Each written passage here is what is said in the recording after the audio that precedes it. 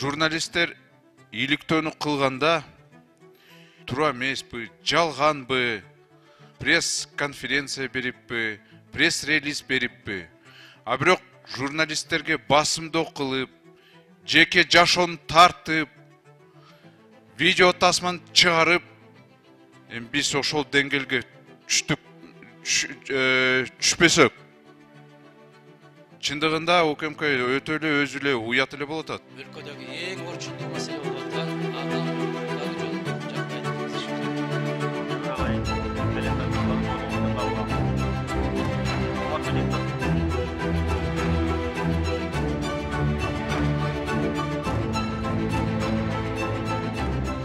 Бүтүн Кыргызстан Модумаров. Урматтуу кесиптештер, ушул февраль айына календарлык планга өлкөдөгү эң орчундуу маселе болуп аткан адам укуктары жөнүндөгү жагдайды киргизишибиз керек. Мына журналисттердин, коомдук ишмерлердин,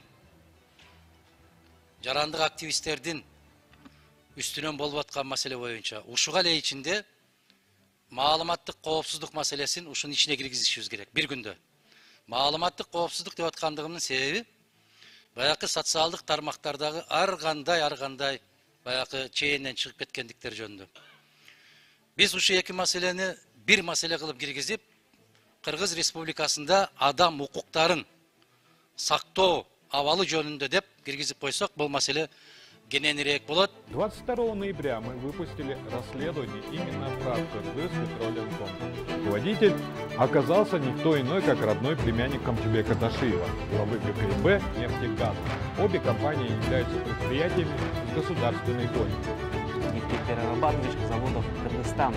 Заранее скажу, это родственник Камчыбека Ташиева. Получает прибыль на разнице 37 миллионов сомов за 2 дня.